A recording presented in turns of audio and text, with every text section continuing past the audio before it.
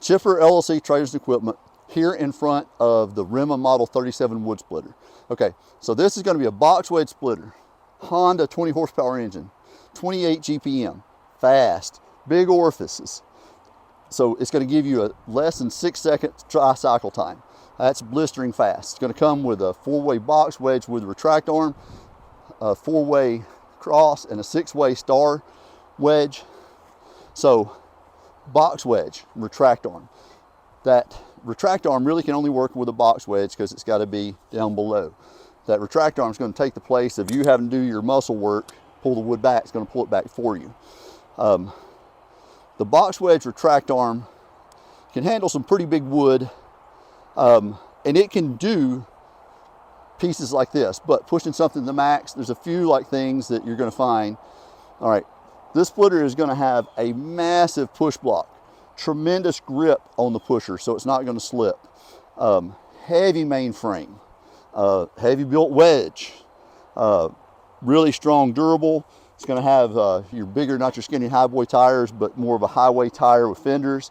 Like I said, it's got the Honda engine, a lot of great things. Now, it's going to come in at a much lower price point than, say, our top of the line, which would be like, say, a Wolf Ridge, which is going to be your heaviest USA commercial built box wedge splitter. Now, if I was commercial and I wanted my guys to be able to just destroy anything, I would probably go with the Wolf Ridge, because with this, you can spend a lot less money, but you've got to be a few more careful about a couple things.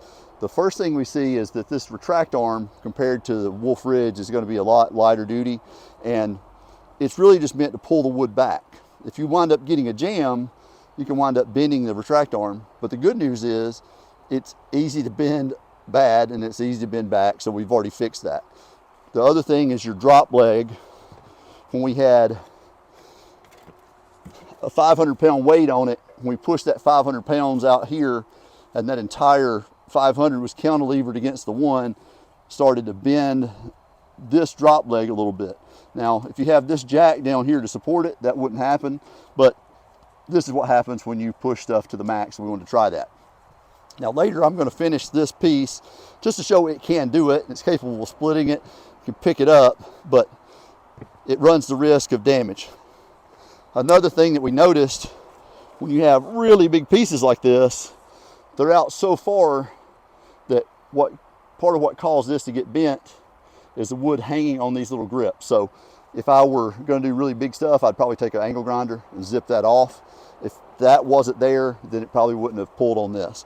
But we've got some stuff here that's in, say, the 20-inch, 22-inch diameter. This is your bread and butter. We're going to burn through that, show you how it does, and I'll finish that one up. Also kind of want to show you this. So a box wedge, you don't want to be shoving your crotches through it. You can see that there's a double crown on that. You shove that through a box wedge, you're probably going to like have a jam. That's really going to be more for your 4-way. Now, I love using the box wedge retract arm because it makes life easy. So I can still take this one, throw it on here, and zip it down to the knot. It's pretty much straight other than the knot. Same with this one.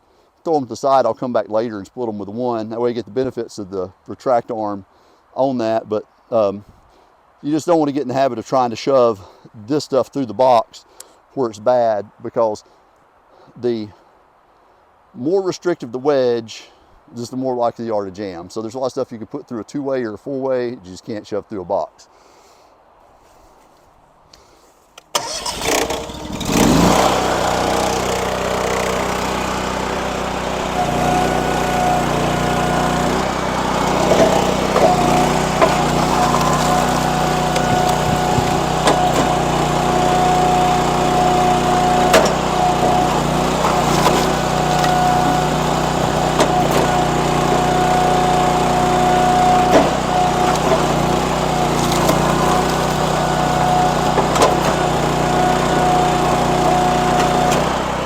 That right there, that little catch, leave it on that.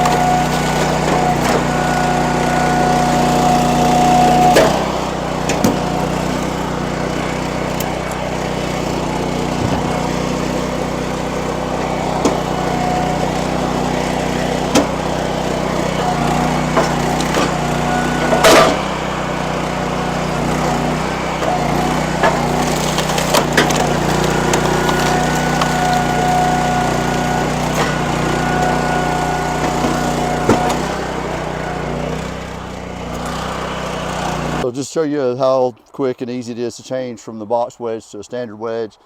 And pull this retainer clip right here. The entire retract arm will come out.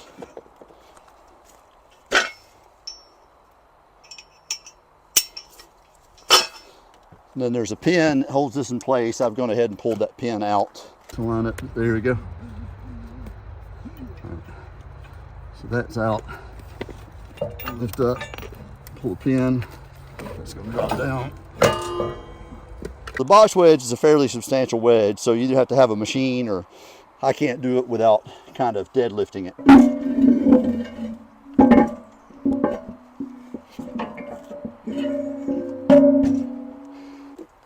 It's a balance between having a wedge that's heavy enough to stand up to the abuse, but that you can still handle.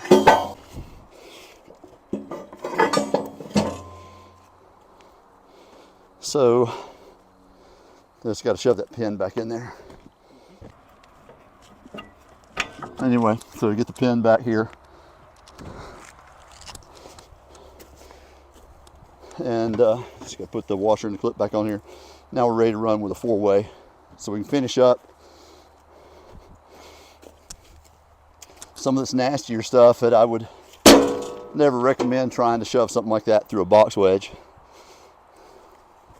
from any manufacturer, because all that happens when you shove stuff that's really crooked and knotty through a box wedge is you just wind up just turning it into just mush. It destroys it.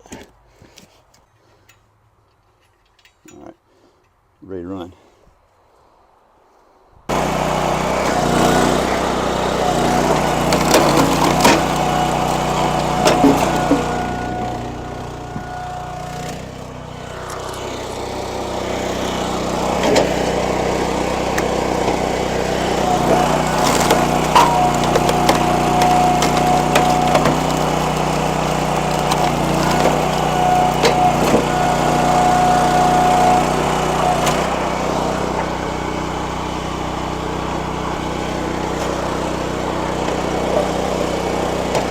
We can go underneath that 4-way, do a 2-way split.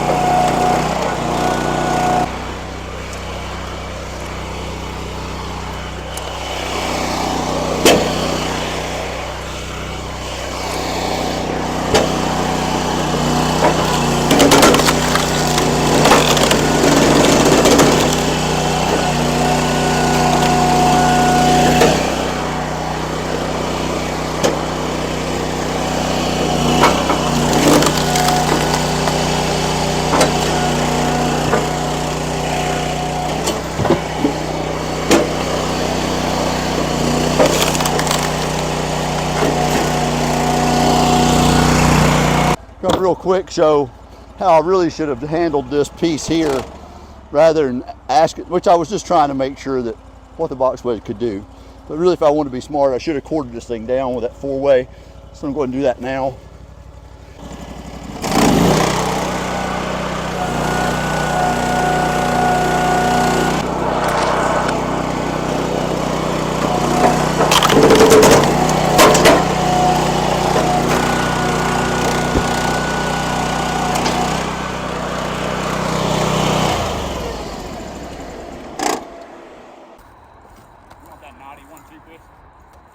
Sure.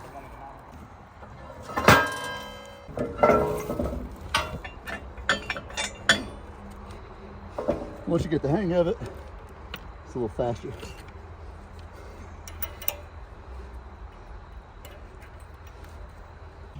So this pin takes a couple of seconds to take out when you're changing the wedge.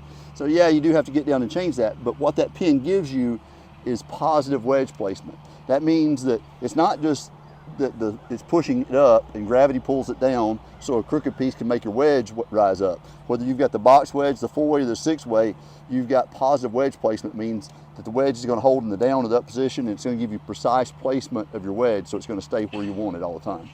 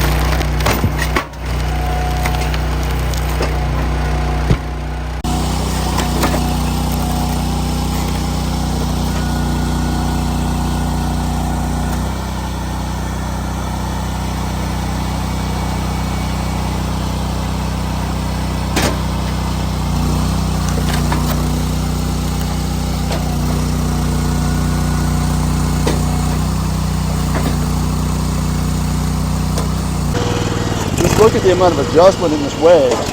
So even with that 6-way, you still come back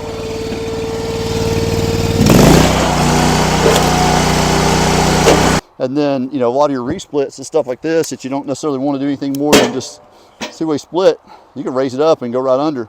So a lot of versatility in the splitter. When we came out here, I really was thinking we were going to be testing the Rima box wedge splitter that comes with a 6-way and a 4-way.